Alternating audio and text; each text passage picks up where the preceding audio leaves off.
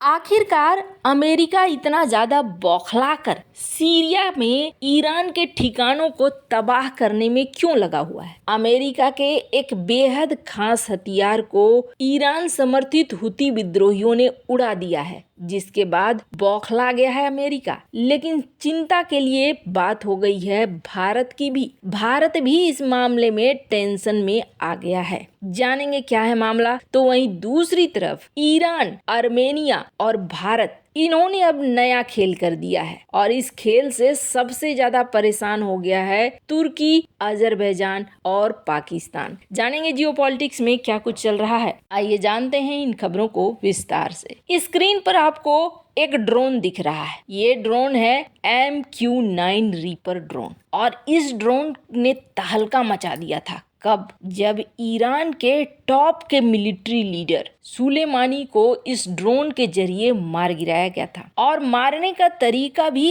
एकदम नायाब था, एकदम अलग था। और उस मारने के तरीके में इस ड्रोन ने सीधे सुलेमानी की कार पर हमला किया और वो भी एकदम टारगेट किलिंग, मतलब कि अपना निशाना इसने जरा भी नहीं चूका। जिस तरीके से निर्देश दिए गए इस ड्रोन को, इस ड्रोन ने उसी तरीके से जाकर सुलेमानी की कार में वार किया और ये ड्रोन चर्चा में आ गया कि एक ऐसा ड्रोन जिसने भीड़ भाड़ वाले इलाके में भी सीधे सुलेमानी के कार के अंदर बैठे सुलेमानी पर हमला किया और आखिरकार उसने उन्हें मार गिराया। ये एक मुद्दा तो बना था, लेकिन मुद्दा के साथ साथ इस ड्रोन की चर्चा भी खूब हो गई। भारत को भी इस तरीके के ड्रोन चाहिए थे। अब इस ड्रोन की खासियत सिर्फ यही नहीं थी, ये ड्रोन जासूसी भी कर लेता है और जासूसी करने के दौरान ये वीडियो रिकॉर्ड करते रहता है और अपने कंट्रोल रूम को भेजता रहता है। इसका कैमरा काफी शक्तिशाली होता है, इसलिए ये अपने कंट्रोल रूम को लगातार वीडियो भेजता रहता है, जिससे पता चल जाता है कि आखिर उस जगह पे क्या है क्या नहीं है। सिर्फ इतना ही नहीं, 8 लेजर गाइडेड मिसाइलें लगी है।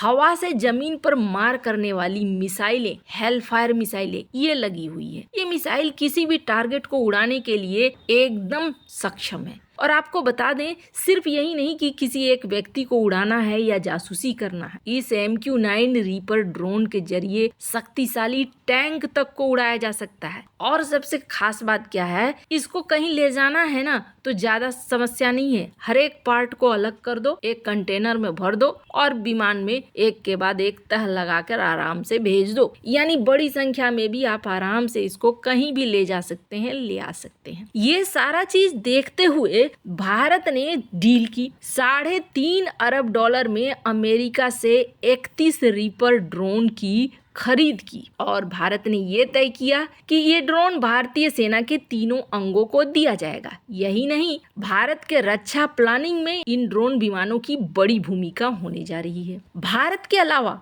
पोलैंड भी रूस के खतरे से निपटने के लिए अमेरिका के इन रीपर ड्रोन की बड़े पैमाने पर खरीद कर रहा है। लेकिन ना, अब पोलैंड और भारत दोनों को एक बड़ी टेंशन मिल गई है। और टेंशन क्या मिली है तो आपको बता दें, हुआ ये है कि पहली बार रूस के विमानों ने क्या किया था, अमेरिका के MQ-9 रीपर ड्रोन पर तेल छिड़क दिया था और तेल उड़ते उड़ते ही तेल छिड़का था। तेल छिड़कने की वजह से ये धराशायी हो गया। एक छोटा सा ट्रिक इस्तेमाल किया, ये धराशायी हो गया। उसके बाद अभी हमने देखा कि किस तरीके से अमेरिका ने अपने युद्धपोत को भूमध्य सागर में भेज दिया है और अमेरिका का ये युद्धपोत अच्छे से काम भी कर रहा है। अमेरिकी युद्धपोत USS कार्ने, इसने CNN की रिपोर्ट के मुताबिक 9 घंटे के अंदर हुती विद्रोहियों के 4 क्रूज मिसाइल, 15 ड्रोन विमानों को मार कर गिराया है। अब यहाँ पर बहुत अच्छे से काम चल रहा था। इसी बीच ये ड्रोन अंतरराष्ट्रीय समुद्र सीमा में टहलकदमी कर रहा था।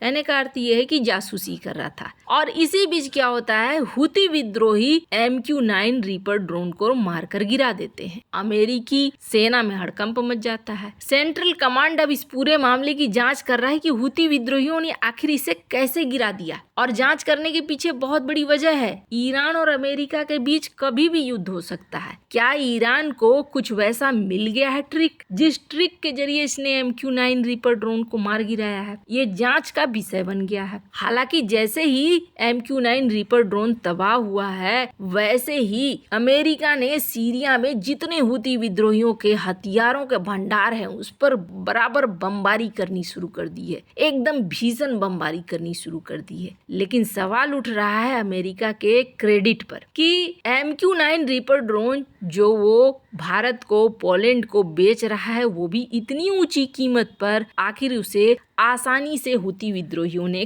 कैसे मार गिराया है? खैर, अमेरिका में जहां ये टेंशन है तो भारत के लिए भी टेंशन है। $3.5 अरब लगा रहे हैं हम लोग उस ड्रोन के लिए। अब उस ड्रोन के बारे में जानना तो बेहद जरूरी है। खासियत तो अच्छी है ही, लेकिन कुछ न कुछ कमजोरी है जो इनके हाथ लग गई है। खैर, जहां एक तरफ ये सब कुछ हो रहा है तो वहीं जियोपॉलिटिक्स का सबसे बड़ा गेम इस वक्त चल रहा है। और आपको बता दें, तुर्की के लिए, पाकिस्तान के लिए और अजरबैजान के लिए ये एक बुरे सपने जैसा है। अजरबैजान और तुर्की ये सोचा करते थे कि एक जगह तो भारत जरूर फंसेगा और वहां पर हम भारत को दबोच लेंगे। अभी IMEC बनने में काफी वक्त है और तुर्की जानता है कि उसे बनते बनते बहुत टाइम लगेगा। लेकिन एक चीज है जो बन चुकी है और लगातार उसमें काम बन ही रहा है, इंटरनेशनल नॉर्थ साउथ कॉरिडोर, जिसका मैप आप देख रहे हैं। इस मैप के जरिए अजरबैजान आर्मेनिया को भी जोड़ने का प्लान था, लेकिन अजरबैजान के साथ भारत की एक जमाने में बहुत अच्छी दोस्ती थी। अजरबैजान के साथ भारत कई गैस फील्ड परियोजनाओं में काम कर रहा है, अभी भी गेल वहां पर काम कर रही है।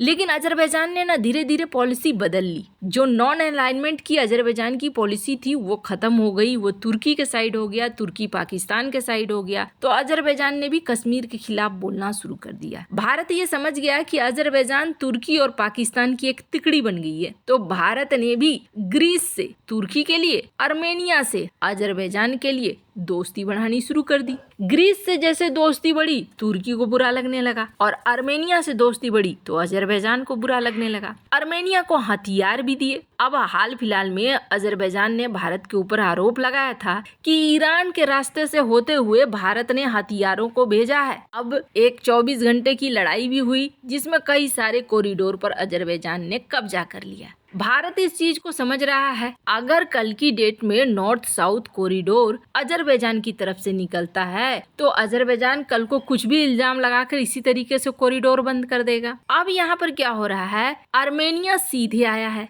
आर्मेनिया का कहना है कि एक और लाइन पास करो और ये लाइन आर्मेनिया से होती हुई जाएगी और चाबहार में भी हमें एंट्री दो। स्क्रीन पर आप देख सकते हैं एक मीटिंग हो रही थी। इस मीटिंग में आर्मेनिया के प्रतिनिधि पहुंचे हैं और इनका कहना है कि आप चाबहार में हमें एंट्री दे दो। चाबहार में अगर एंट्री हो जाएगा तो चाबहार और चाबहार से नॉर्थ साउथ कॉरिडोर, इसमें हम जुड़ जाएंगे। हमारा एक अलग रास्ता बन जाएगा। भारत के साथ भी कनेक्टिविटी रहेगी, ईरान के साथ भी कनेक्टिविटी रहेगी। अब यहाँ भारत को दो फायदे हैं। अगर अजरबैजान कल को कुछ भी प्रॉब्लम करता है तो भारत को दिक्कत नहीं होगी। भारत ईरान के रास्ते यूरोप अपना माल आराम से भेज देगा और आर्मेनिया के रास्ते होते हुए यूरोप तक पहुंचने में कोई दिक्कत नहीं होगी। से आपको बता दें, आर्मेनिया एक डील ईरान के साथ नॉर्थ साउथ कॉरिडोर का फाइनल भी कर चुका है और इसके लिए पैसे भी लगा चुका है। स्क्रीन पर आप देख सकते हैं आर्टिकल। वैसे आपको क्या लगता है, क्या चाबहार में आर्मेनिया की एंट्री सही है या नहीं?